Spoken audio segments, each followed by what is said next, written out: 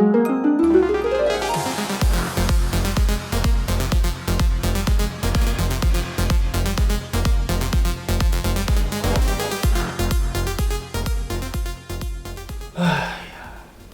set no flow. You mix too fast already, you know not? Got use 320 kbps. Mixing a bit too fast. What about 320 kbps? Slow down. DJ so set better flow. 128 kbps. 128 flow. No 310 kbps. That's the way Realisation songs.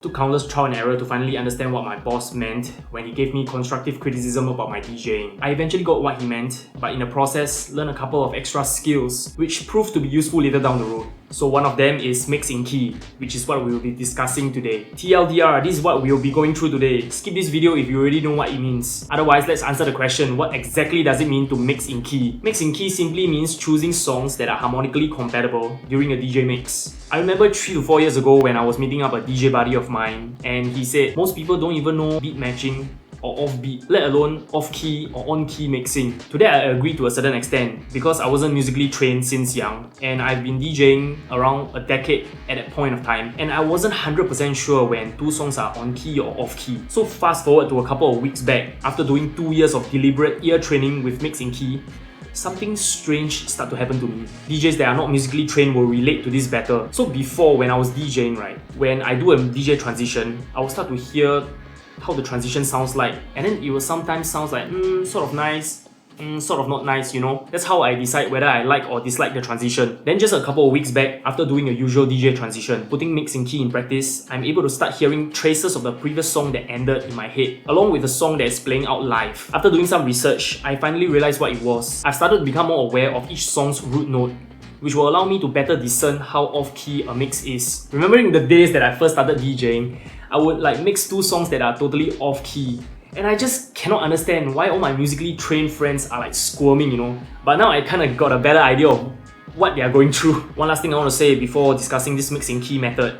Even though your audience might not be able to clearly hear or discern whether you are mixing on-key or off-key, these techniques are invented for a reason. People on the dance floor can still feel that something is not right half the time, and it will become more apparent when you take over a DJ that's doing everything right. It's all the small things that you do right that makes a good DJ set and a good DJ. Now, without further ado, let's begin. So the main tool that we'll be using for mixing in key is the Camelot color wheel. This is a simplified version of the circle of 4th or 5th. Depending on how you see it, if you look at it clockwise, it is increasing in the circle of 5th. If you look at it in anti-clockwise, the notes are going up in 4ths. This order places the most closely related key signatures beside each other. So how closely related? If you haven't already noticed, each adjacent key's scale has only one note different from each other. So obviously mixing two songs in the same key will give you the perfect harmony. However, most songs in the DJ sets are not of the same key. So it is important for you to learn how to mix two songs of different keys, but in a way that they don't sound too off. Looking at the Camelot color wheel, you notice that each key is assigned a number. Generally, mixing from a low number to a high number will result in an energy increase. An example will be mixing a song that is 1A to another song that is 2A.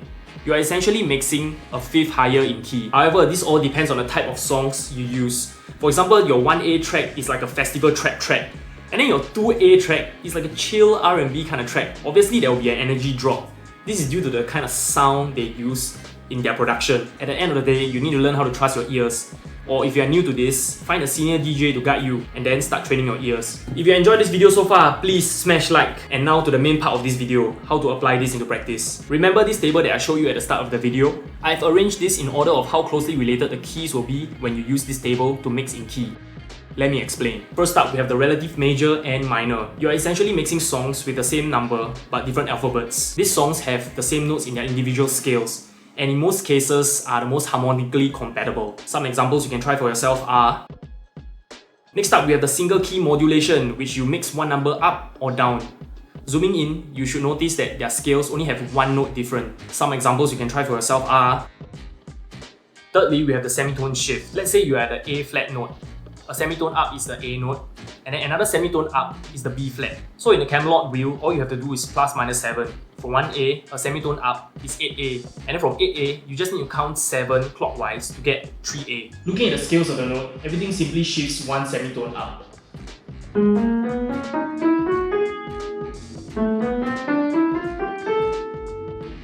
I would say they sound pretty close to each other. Some examples you can try for yourself are...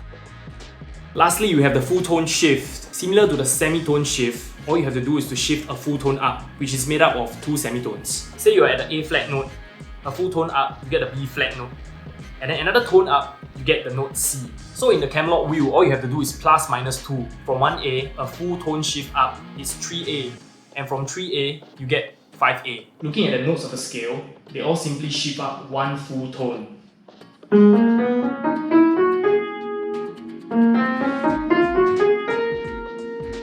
I would say this sounds close-ish together.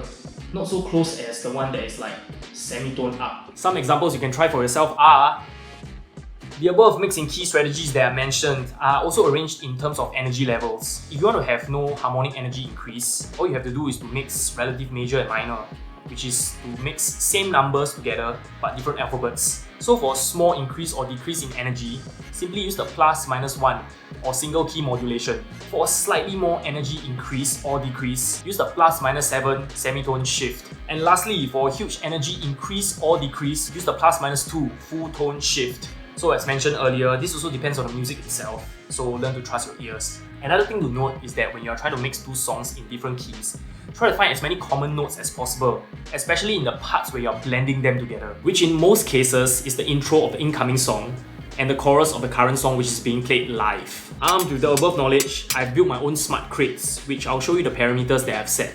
So let's say I have an 8A song, I'll go into my 8A folder, and all the songs inside here will be either relative major or minor, single key modulated, semitone shifted, or full tone shifted. This allows me to freestyle a club set while still easily able to mix in key. And if you're like me, not a formally trained musician, ear training with mix in key is definitely more fun and sustainable compared to playing scales 2 hours a day. All you have to do is to be more deliberate with what you're listening to, always questioning whether it's on key or off key. And if it's off key, how off is it considered still acceptable within the practice of mix in key? If you want to learn to be more familiar with Serato DJ to become a better disc jockey, watch this video here.